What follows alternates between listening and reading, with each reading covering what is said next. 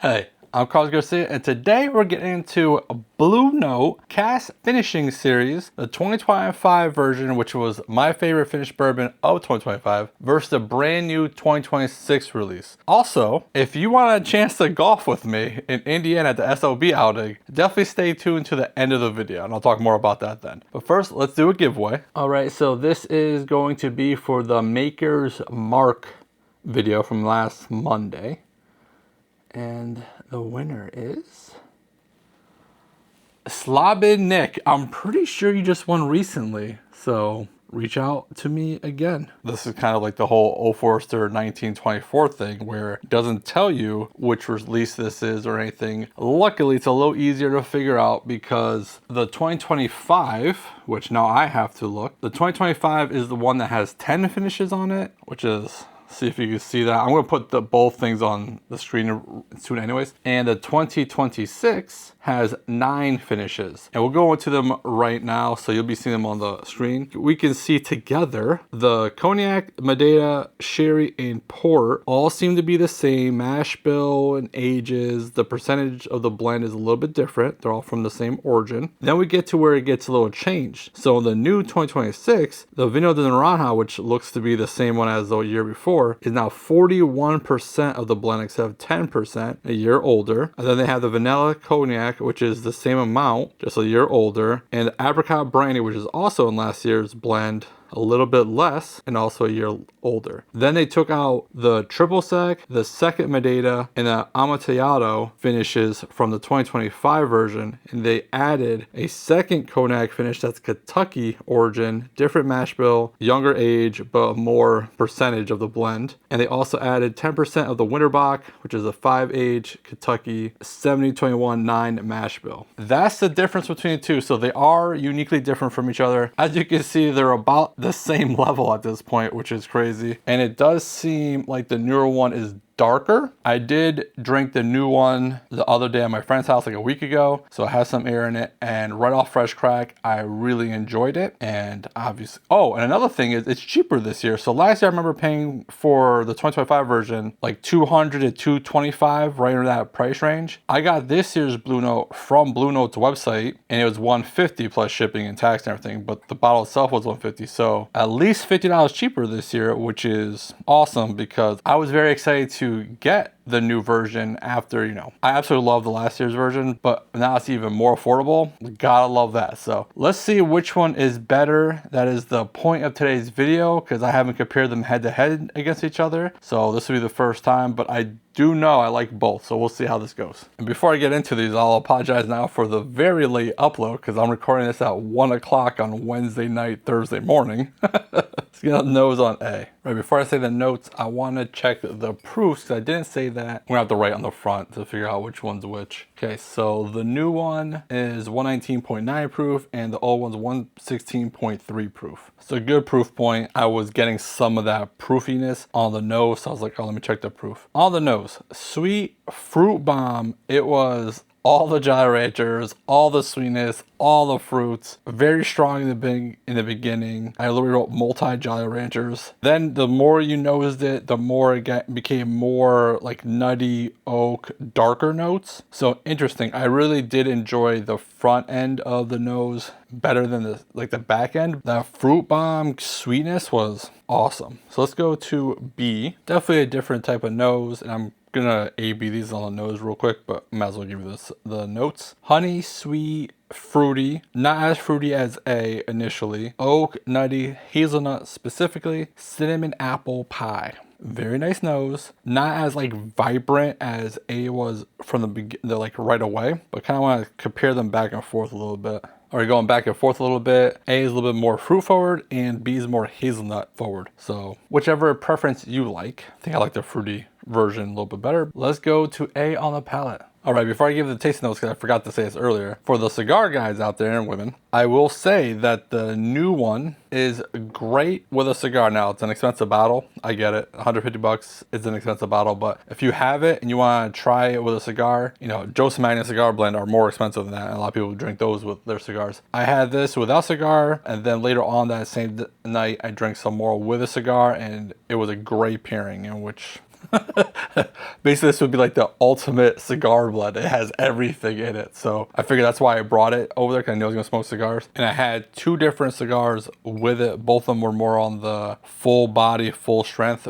variety with it. So just in case you want to know that as well. Okay, so on the palate on A, nutty, dark fruit, dried figs, jam, sweet oak. On the finish, nutty, hazelnut, Nutella. Kind of gave me that empty, oaky, nutty feeling at the end of it, but this is the first sip, so I didn't even write that down because I feel like I was gonna end up crossing it out anyways. So let's go to a second sip. All right, second sip, a little bit more flavors. Purple Jolly Rancher, hazelnut on the finish, dark fruit, sweet, drying oak, a good proof. Obviously, both of them are right around the same proof, 116 to 119. That's a solid proof. You are enjoying that proof. It's not too hot or anything. The flavors are really, really good. What it is it's a decent roller coaster on the palate of flavors, because it just, a lot of flavors are hitting your palate all kind of around the same time, so you're trying to figure out what you're tasting and enjoying it at the same time. So let's go third sip. The only new note I wrote was trail mix, and it's kind of more of like the vibe it was giving me, because it has a decent amount of nuttiness. There's the raisins that are usually in it. That's the dark fruit aspect of it. And then sometimes there's M&Ms in trail mix. My trail mix is in my head. This is the vibe I'm getting, but like a more Nutella version of M&Ms. So if there's an M&M Nutella M&Ms, I don't know if that's a thing. Should be. That would be delicious. That would be the chocolate aspect of it. But very good. I do really like that. So let's go to B. Man, that is crazy. This is why I do the nose. You guys know, most of you guys know anyways, I don't really care too much about the nose unless it's like really bad. That's really the only reason I really care. But I do the noses more just to kind of, because I know there's a lot of people in the industry that do stuff based off the nose, and like the noses are complete opposite on both these, where on the nose this was more fruit forward to me, and this one wasn't. But on the palate this was way more vibrant fruity than the nose was. And I always find it crazy that people like professionals can figure out how to do that way better than I can, because it's like 50-50 if they're the same or not. But anyways, on the palate, more vibrant, fruity, dark fruit, citrus, vanilla, nutty. On the finish, dark fruit, sweet, fruity, oak, citrus, nutty. Just off first sip, I enjoy B significantly better than A actually. Either the champion of 2025 is just that good, or we just have a new finished bourbon that's really good. Those are the only 2 scenarios in this, because one's got the belt and one's the sequel, and usually sequels aren't better. One of these has to be the better one. And right now, beyond that first sip, it just punched me right away with a way more vibrant explosion of flavor that I just enjoyed better. Let's see second sip. Man, that's good. Wow, that's good. I really like that. So I wrote multi-Jolly Ranchers, which is I've never wrote that ever before that I can remember anyways. And I wrote on the nose on A, didn't get on the palate on A, and now I just got on the palate on B. You know, because I'm getting like the green Jolly Rancher, red Jolly Rancher, and purple Jolly Rancher. Because very fruit forward, sweet. There's a lot of things that balancing out. It's not just that one direction. It has citrus and nuttiness and vanilla and just so many good flavors.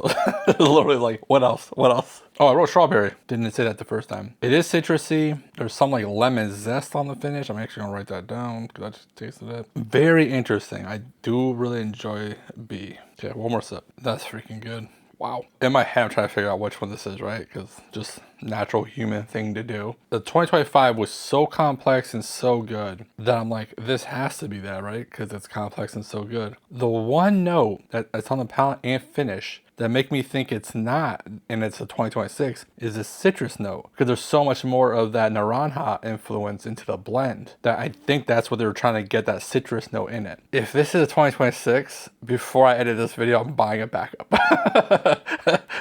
I'm not letting this get sold out before I buy it back up. If it's not already sold out, who freaking knows? I don't know. But man, if this is 2026, They hit a home run. All right, so what I'm gonna do here is it's a two-way blind, so I'm gonna take a break, come back, A/B these, but I'll leave that in the video. I'll be right back. All right, I'm back, drinking some water. Let's see how B is now after a little bit of time and water on the palate. As always, I always drink one after water and then a second one. And this is the reason why. After water, all the fruit notes kind of disappeared, and I think maybe the water on the palate kind of made it go away, but on the second sip, it was all back, being delicious as always. I did write chocolate, and I thought I actually wrote chocolate before. I was looking through the notes and I didn't write it because I remember picking it up before. So I wrote it down this time. So let's go to A. See, right after water, first sip, I haven't gone the second sip yet, but I just wanted to explain this is why I was due too. After water, it tasted youthful a little bit. Like there was youthful notes. Second sip. I mean, that's freaking good too.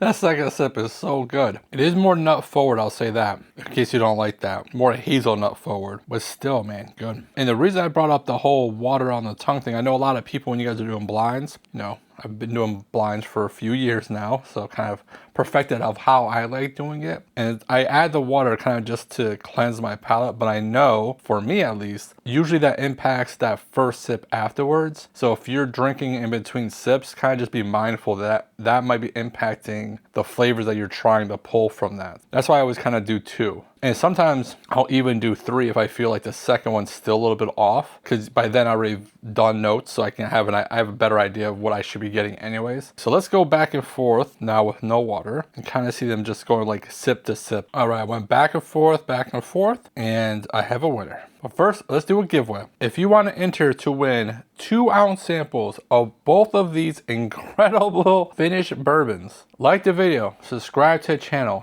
and comment with GOAT FB, greatest of all time finished bourbon.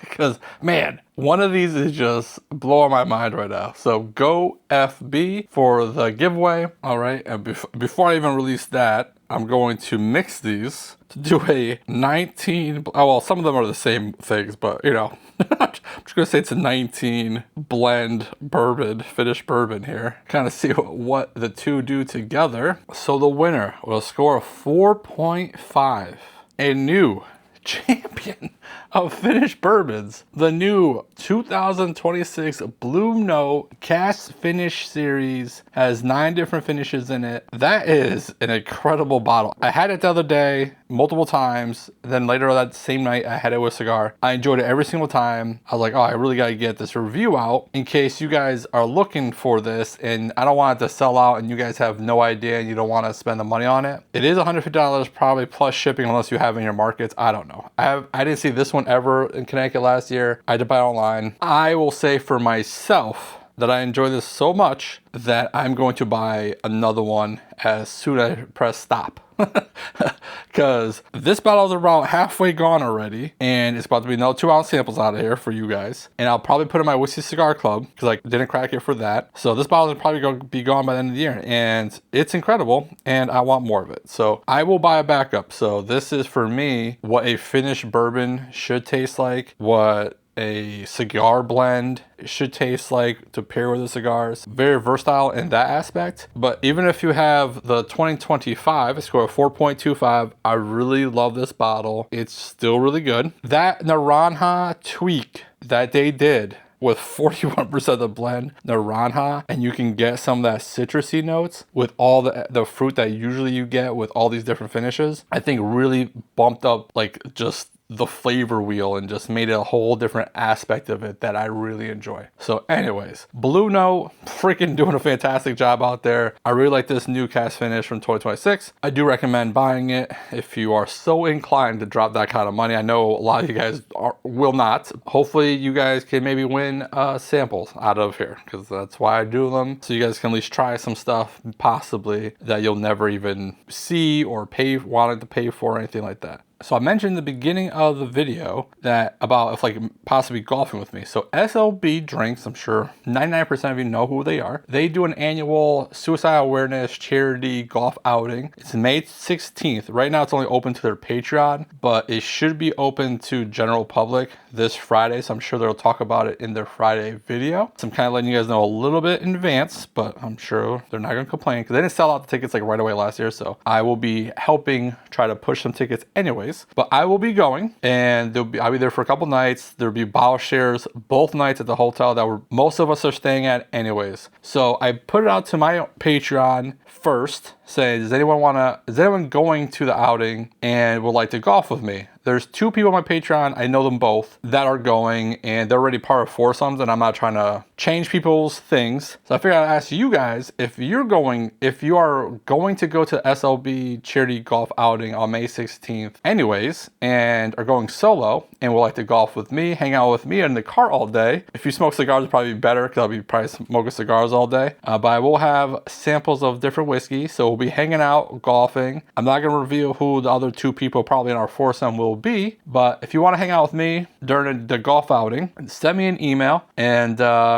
we can see if there's multiple people. I guess maybe we'll do a foursome, but we'll figure it out if there's even one of you going that want to golf with me. So I kind of just want to put that out in case you're not aware that SLB is doing it. It's in Indiana. More information will be coming out on SLB's channel, I'm sure, this Friday. If not, I will put it in a future video. I kind of just figured I'd throw it out there if you want to hang out with me and golf. Let's see what this mix is. Not the best, but it's after water, so one more time. Nope, not a good blend. I'm actually shocked that it's not good. I expected this to be really good. It almost tastes way proofier now. It's not well-rounded. That's the biggest problem of it. It's just not good together. So don't do that. Because now I got, a good amount, a little bit left here. 2 really good bourbons that not created into a mediocre bourbon. Boo on me. So don't do this stupid. Like blend these 2. And if you do, don't get caught. I just did. Bye.